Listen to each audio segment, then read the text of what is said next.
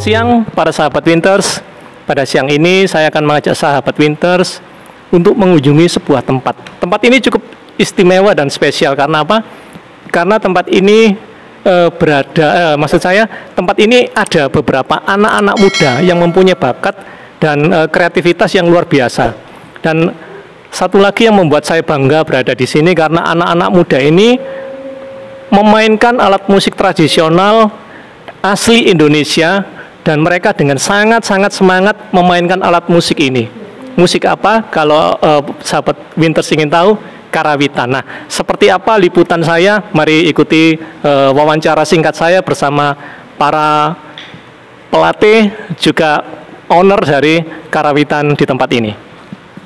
Selamat siang, Ibu. Selamat siang, Mas. Selamat siang, Bapak. Selamat siang, Mas. Oke, kalau boleh saya tahu nih, bisa diperkenalkan namanya Ibu dan di sini Ibu sebagai apa? Kenalkan, nama saya Ibu Pujiastuti. Saya di sini sebagai pimpinan karawitan Siswa Laras. Asalnya dari Wonorejo Selatan 2, nomor 31, Rungkut, Surabaya. Oke, Ibu sebagai pimpinan di tempat ini ya. Yeah. Kalau boleh tahu Ibu, sudah berapa lama Ibu memimpin karawitan tersebut? Saya mulai mimpin karawitan mulai tahun 2012, Mas. Tepatnya bulan 12 malam tahun baru. Oh. Nah, kalau boleh tahu nih, inisiatif apa atau ide apa, terus kenapa Ibu kok mendirikan karawitan ini sendiri, Bu? Ide saya karena saya ini orang Jawa, saya harus membudayakan atau melestarikan budaya Jawa ini karena budaya Jawa ini tinggalan nenek moyang kita, harus dilestarikan karena budaya ini yang adiluhung. Artinya adiluhung tidak ada tandingannya, Mas. Oh, oke, luar biasa.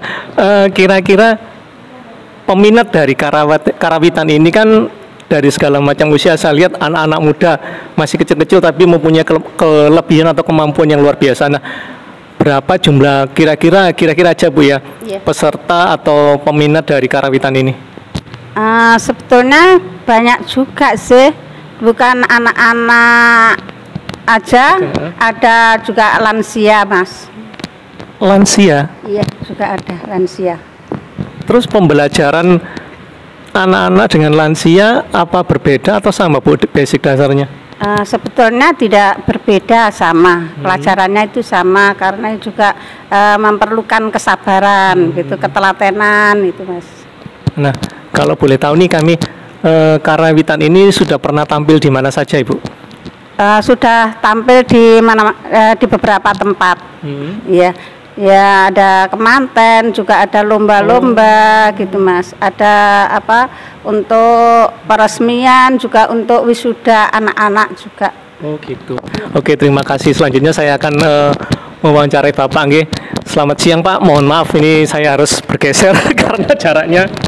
Oke. Selamat siang, Mas. Nggih. Kalau boleh diperkenalkan nih, nama panjenengan sama panjenengan di sini bertindak sebagai apa, Pak? Nama saya Slamet. Saya sebagai pelatih karawitan dan campur sari, Mas. Pelatih karawitan dan campur sari. Sudah berapa lama menjenengan melatih? Saya kalau menjadi pelatih ini sudah semenjak 92, Mas, sampai sekarang. Sampai sekarang. Ya. Nah, kalau boleh tahu, Pak, latihan apa saja sih yang diajarkan ke anak didik Bapak?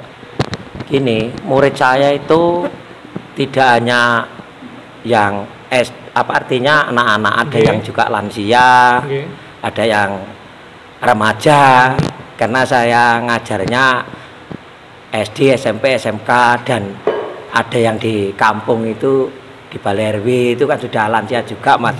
Punya murid ya di gereja, juga punya murid yang di Sampurna rokok itu, pabrik rokok kan itu.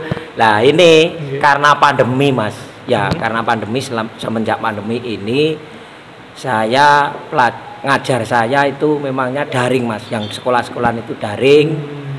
Dan saya sebagai pelatihnya Siswa Laras ya terpaksa anak-anaknya diajak latihan di sini ini, Mas. Karena ini pun baru berapa bulan ini bisa latihan ya, jaga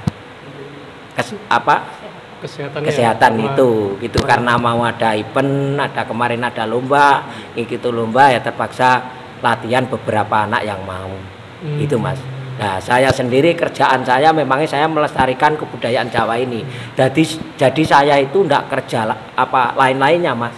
Hanya kerjaan saya melatih karawitan campur sari. Betul-betul melestarikan kebudayaan kita ini Mas. Gitu. Yang diajarkan apa? Kalau yang diajarkan ya di sini ya lagu-lagu Jawa Mas, lagu-lagu langgam.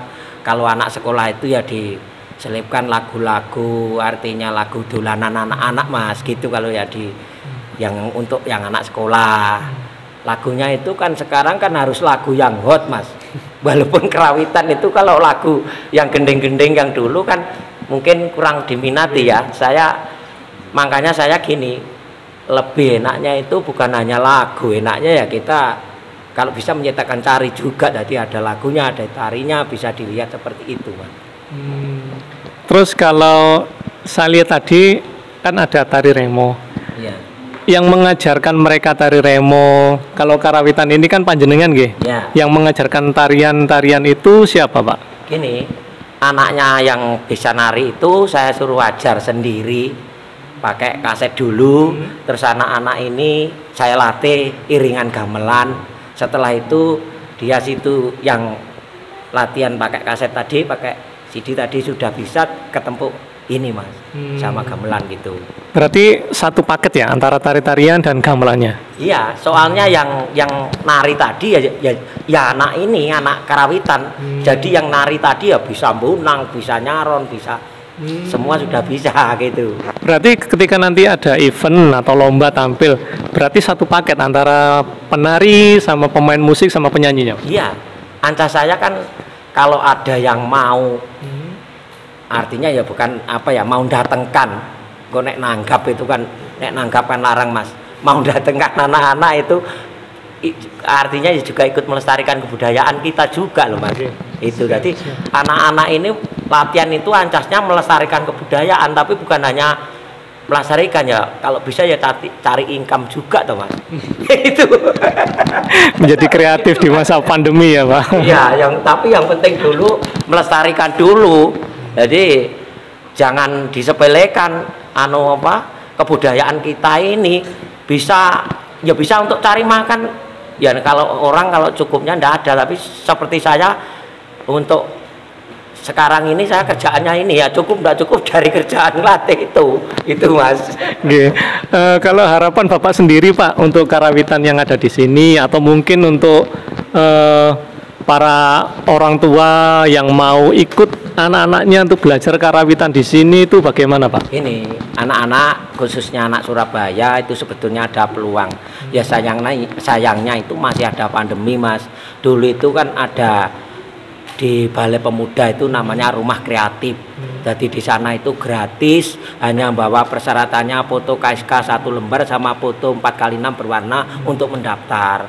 Setelah itu gratis Mas. Nanti rencana 1 tahun mau dikasih sertifikat juga. Jadi karena kena pandemi ini masih daring, mudah-mudahan ya pandemi sudah selesai bisa mendaftar lagi. Nah sebetulnya di sana murid saya sudah banyak, yang kemarin Februari itu yang mendaftar itu banyak, sekitar 80 lebih Mas. Tapi karena pandemi ya ini yang daring itu sekitar anak 30 masih jalan daring. Jadi artinya di Balai Pemuda pun masih ada, tapi pelajarannya daring. Nah untuk di sini ya latihan yang di sini anaknya itu ikut yang latihan di sini juga ini gitu Mas. Siap. Mungkin ada tambahan atau yang ingin disampaikan mungkin Ibu atau Bapak tentang karawitan ini, atau harapan panjenengan berdua soal karawitan ini di masa kedepannya nanti, monggo Bu. Ya, harapan saya Mas, anak-anak itu bisa maju sampai besok ya yang akan datang, bisa mengikuti gamelan terus gitu. Tidak takut tersaingi dengan musik-musik modern yang ada Bu? Enggak, jangan sampai takut. Nanti kalau takut tambah punah nanti. Iya, ini kan untuk melestarikan kebudayaan bangsa Indonesia ya. Oke, kalau Bapak sendiri? Saya harapannya khususnya untuk warga Surabaya, mari anak-anaknya yang ada bakatnya disupport sama orang tua, mumpung ada program gratis ya, itu monggo didaftarkan. Kalau anaknya ada bakatnya, orang tua harus menyupport Mas, biar itulah. Karena ini kesenian kita ini, kalau ya enggak kita siapa yang melestarikan supaya bisa ngeremboko, artinya kalau orang tua enggak ikut campur, walaupun anaknya pinter enggak bisa Mas. Jadi kita ya perlu dukungan dari orang tua, perlu anak-anak itu yang memangnya anak-anak kan kalau enggak didukung ya enggak bisa Mas, walaupun anaknya mau misalnya gitu loh. Oh iya, satu lagi Pak, saya lihat mereka ini mukul gamelannya atau memainkan musiknya sangat fasih sekali, terus semangatnya juga benar-benar menggebu-gebu ya. Iya. Kalau boleh tahu, Bapak ini ketika memberikan pelajaran bagi mereka berapa lama sih sehingga mereka bisa menguasai sebagus ini Pak? Kalau latihannya itu dia itu hanya 1 minggu sekali yang latihan di Balpem itu Mas. Tapi kalau saya kan ngajar juga di sekolah, beberapa sekolahan. Nanti murid saya dari yang SD saya arahkan ke situ. Jadi termasuk dia belajarnya 1 minggu 2 kali di sekolahan, 1 kali di Balai Pemuda, 1 kali gitu Mas. Jadi anak-anaknya bisa artinya 1 minggu hanya 2 kali itu kalau latihannya enggak gitu. Siap. Itu yang rutin artinya. Iya. Oke. Bapak, Ibu, sama Mbak berdua, terima kasih banyak buat kesempatan yang sudah diberikan kepada kami. Terus terima kasih juga buat semua informasi yang sudah diberikan. Mudah-mudahan harapan panjenengan berdua bisa terwujud segera ketika pandemi ini segera berakhir, terus karawitan semakin maju dan tidak tergerus oleh waktu nggih. Terima kasih sekali lagi buat waktunya. Oke sahabat Winters, itu tadi perbincangan singkat saya bersama dengan para pelatih sekaligus juga pemilik dari karawitan ini. Saya berharap anak-anak muda yang lain yang melihat mereka yang mempunyai kemampuan luar biasa ini bisa dijadikan contoh bahwa melestarikan kebudayaan bangsa itu memang sangat perlu. Apa yang kita lakukan untuk bangsa ini itu perlu dukungan semua orang, termasuk anak-anak muda, untuk melestarikan kebudayaan Indonesia. Jadi tetap jangan menyerah dalam keadaan apapun juga. Tetap ikuti channel YouTube Winteam 06 karena akan banyak sekali video-video yang mengedukasi para pemirsa yang ada di manapun Anda berada. Jangan lupa untuk selalu like, komen, subscribe, dan share video ini sebanyak-banyaknya. Terima kasih buat siang ini atas perhatiannya. Salam Winters.